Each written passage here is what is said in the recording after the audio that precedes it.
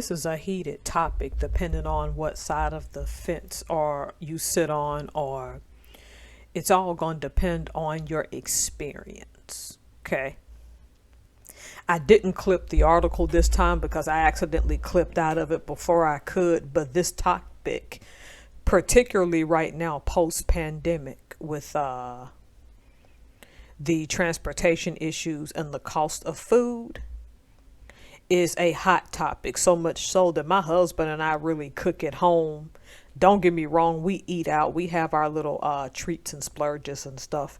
But overall, all in all, we cook at home. So, yes, without a doubt, I'm going to say this about people who are waiters and waitresses or who are wait staff. One of the more atrocious things I've seen and heard in a restaurant is when someone who's working as a waiter or a waitress gives excellent service,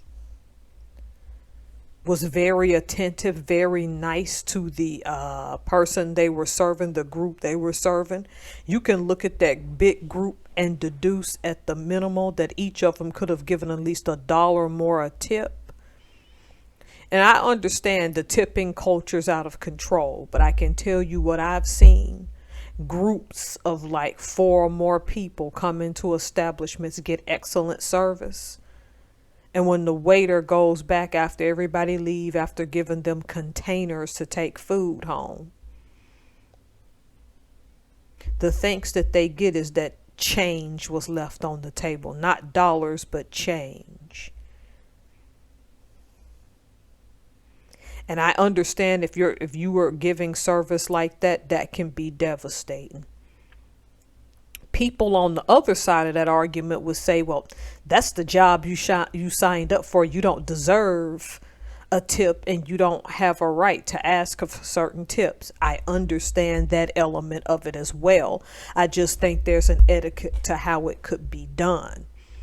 But to be honest, I don't have a solution for how to fix the problem. I'm going to ask a question. Would any of you listening to me right now in this current environment, either because of the atmosphere or because of the food or occasional splurge, would you go to a sit-down restaurant for breakfast or brunch and pay $5 for a cup of tea? $5 each, let that sink in, or $6 each for a glass of orange juice.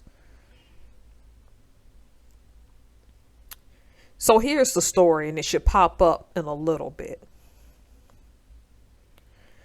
A lady and some friends went out to brunch in a restaurant in the United States. To be honest, I forgot the state, but I know the situation.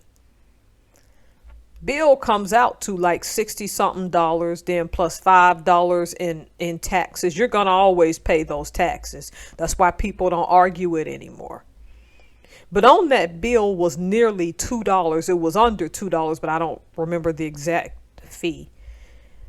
A nearly $2 fee for kitchen appreciation. Now, it's important to note that the person took this to social media and complained. Okay. The restaurant in this case is clapping back and saying that the wait staff who delivers the food and sees the public is getting more attention than the people in the back who prepares the food. And in this restaurant, despite the fact that if you look at their menu, stuff is overpriced. A chicken biscuit's like $20. That's a bit of an excessive price. You would think that price would already cover gratuity, right?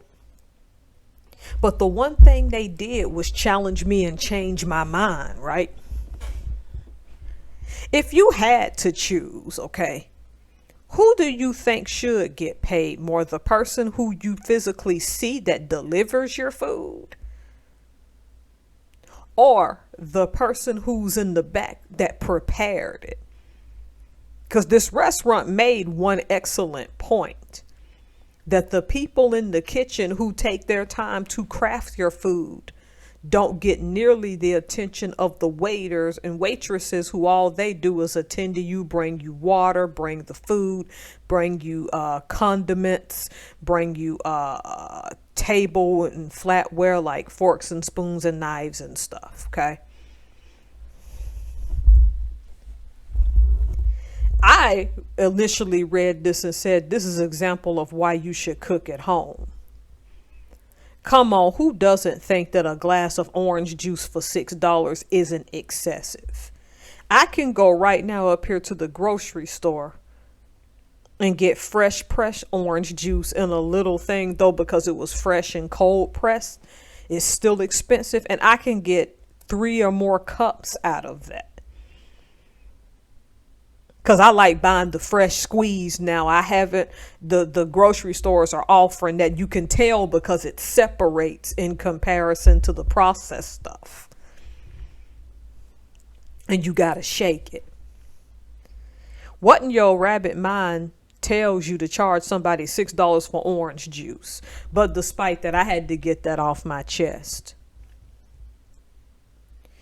I agree that tipping culture has gone too far in the United States.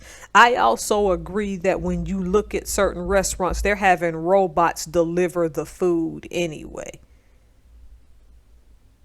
Okay. Do you think that the kitchen staff in the back of a kitchen should also get paid equal to the wait staff? Because you got two different things going on. I don't want to minimize a wait staff and say, oh, all you do is deliver school and food and condiments and stuff, and you fake smile. I don't want to put it off like that. In this restaurant's defense, number one, they did say that they were going to add that fee. Number two, there is a disclaimer that states that while you are in that restaurant, you can request that fee to be moved. And they'll move it without hesitation. Are we also taking equity and fairness too far? I'm not saying this because I don't think the kitchen staff shouldn't get paid, but somebody online made an excellent point that talked about that restaurant. These people's prices are higher than most restaurants probably in that area. So why are those high prices not making up for the fact that that kitchen staff isn't getting paid enough?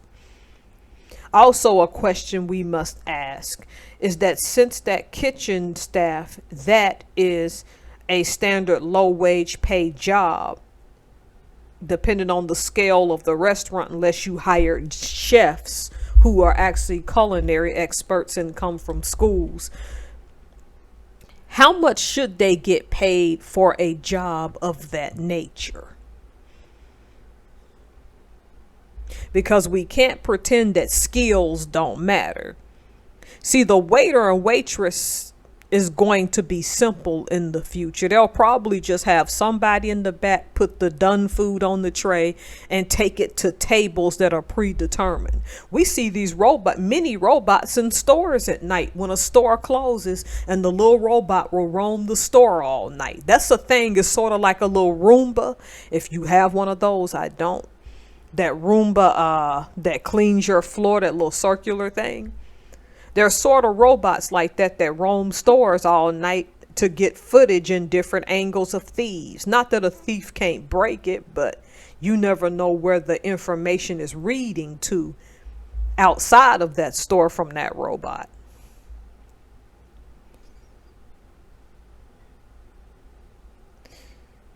That's my question.